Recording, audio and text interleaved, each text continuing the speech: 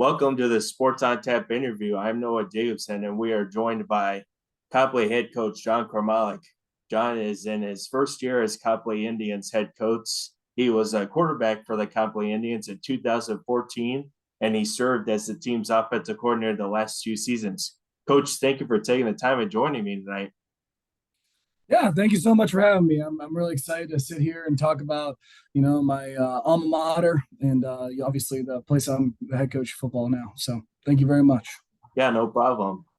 Well, Coach, I just want to start off. You guys finished 3-8 twice back-to-back seasons, but just kind of talk about how your off season has been and just kind of talk about what the message been to the players this year. Yeah, so I was the offensive coordinator the last 2 years. The first year, I think we had some offensive struggles early on, ran into some quarterback issues. The second year, we were much more explosive on offense, but starting to figure things out, both sides of the football has kind of been our big push, this off season and kind of the crux of what we're trying to do. I think everyone likes scoring touchdowns. We say that at Copley. Everyone likes scoring touchdowns. Everybody likes going up and making big plays. Who wants to go and hit somebody? I think that's the big piece of it. So our big thing has just been competing, so what we start off with, usually every practice is a compete period, whether that's, going, moving the ball down the field, a 2-point, series, one-on-one matchups, right? Anything like that.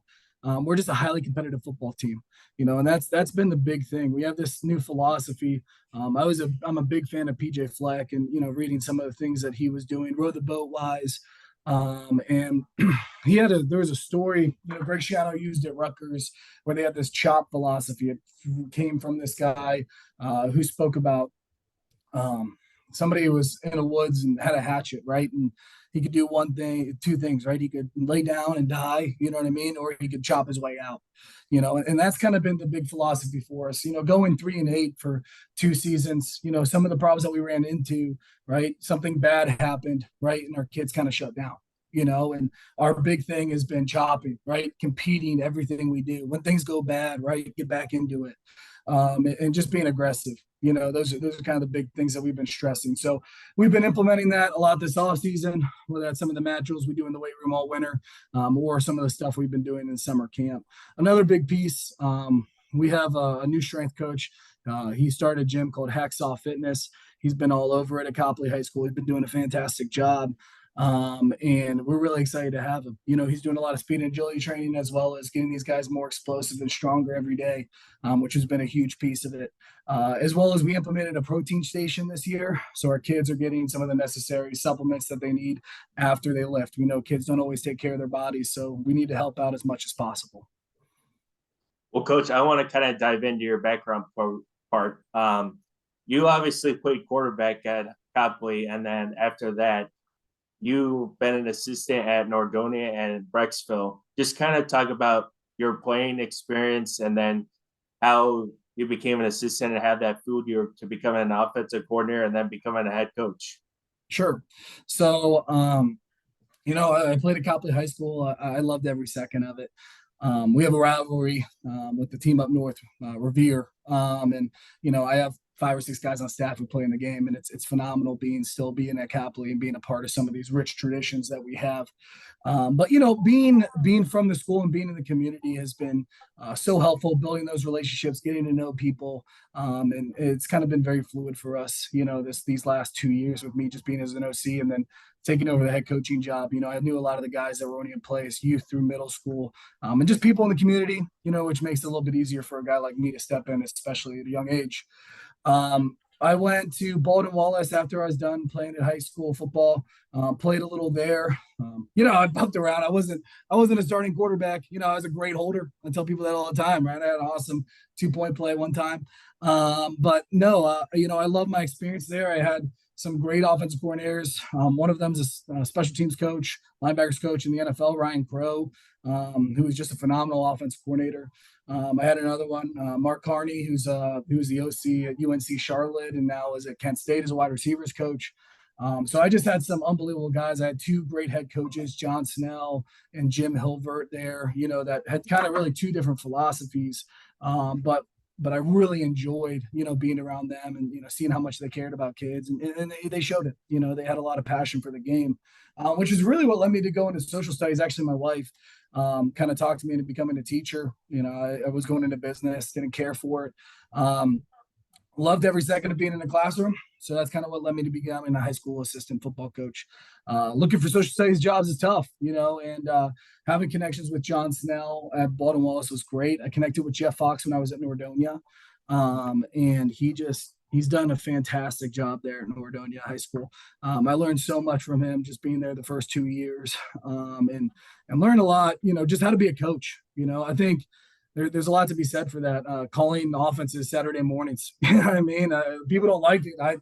I learned so much there, calling some of those offenses, learning, being a coach. And Jeff did a fantastic job helping me with that and really helping me through my entire career, showing me how to organize practice plans, game situations, things like that. And a lot of the up-tempo things that I take at Copley High School, I got from him. Funny enough, I left to become the offensive coordinator at Brecksville, and the head coach at Brecksville that was at the time, now he's at Stowe, was Martin Potter. Martin Potter was my quarterback's coach in high school. We talked weekly going through college. Even when I was at Nordonia, we consistently talked. So it was a blessing to be with him for a year. And that was the COVID year, so everything was kind of all over the place. Had a fantastic quarterback, Joe Labus and company, and, Garrett Kubitz and Jeremy Janot. We just had a really good team, a great O-line.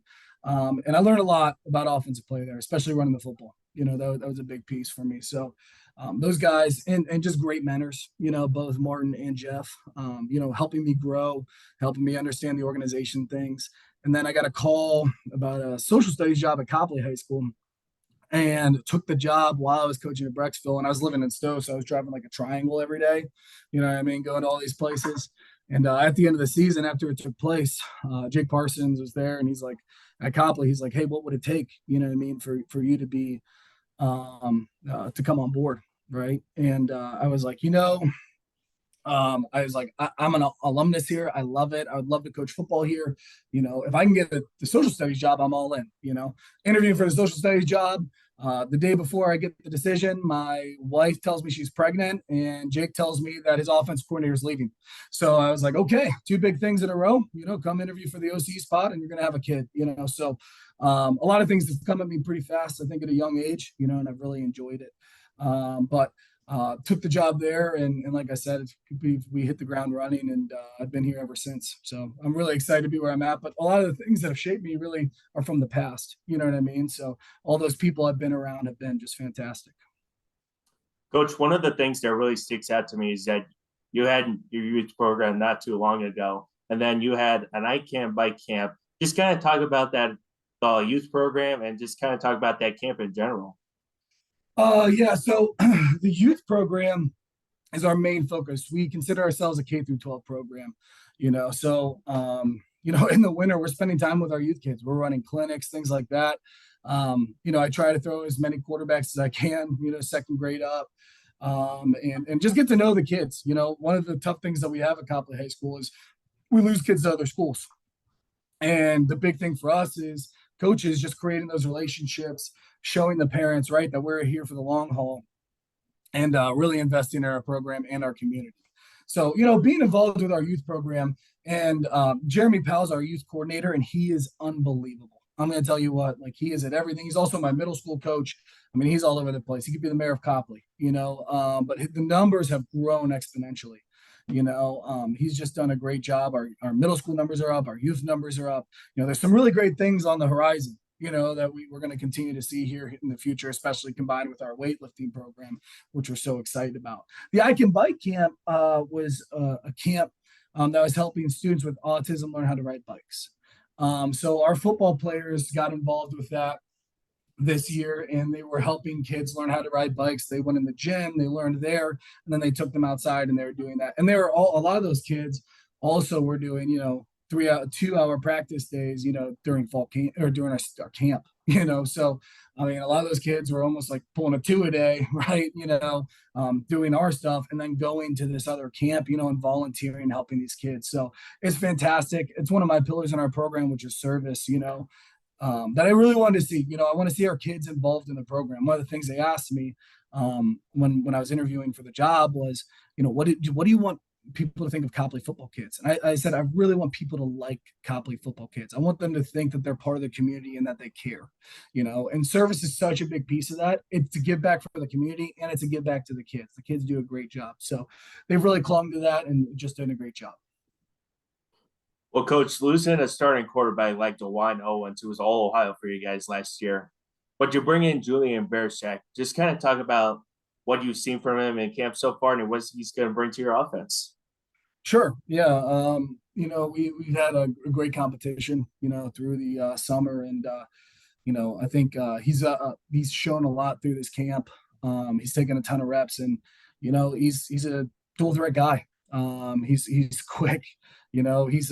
He's in my AP World History class. He scored very high on the exam. He's done just a great job with really everything he's done. He's a very intelligent kid. He runs our offense, very well, and has really just put in so much work in this offseason to get where he's at. So we've really enjoyed having him, in the program, and he's just done such a great job being a leader. Well, Coach, besides talking about you, and just kind of talk about some of the other players that we're looking out for at Sports on Tap, kind of like offensively and defensively. Sure. Left tackle is one that sticks out to most people. He's 6'7". Lucas Tilsch, he started all 10 games for us as a freshman, which is pretty unheard of. In most programs, he has just about every MAC offer, right now, and he's done a fantastic job. He's transformed his body. He did a basketball and he threw for our track team. He's a 3-sport athlete as a left tackle, which is again unheard of. He's just done a fantastic job. He's really taken over leadership role, and I really like him. I think it's going to see a big, jump for him playing a little bit both ways. Ricardo Childs as well. He's a senior. He's going to be our tailback, as well as he's a Mike linebacker for us, just doing a great job. Tony Cox is another rising star, I think, who's had a really good camp. And we're excited to see what he does. He's a tailback and he's a linebacker as well. Andrew McKnight started the last 3 games for us last year as a freshman at slot. He's going to be taking some reps on both sides of the ball this year. We're really excited to see him. A lot of the guys up front, have just done a great job. I don't want to name out our entire line, but they have really just, done a fantastic job. Stephen Lesbrance is at a D end, has been great for us. Scoob, we call Dontier Stanford, who also goes by Scooby. He's an outside receiver. Had some big grabs for us as a sophomore last year, kind of is looking to make that next step to be kind of an elite player in this league. So I would say all those guys have been just doing a fantastic job for us so far in camp.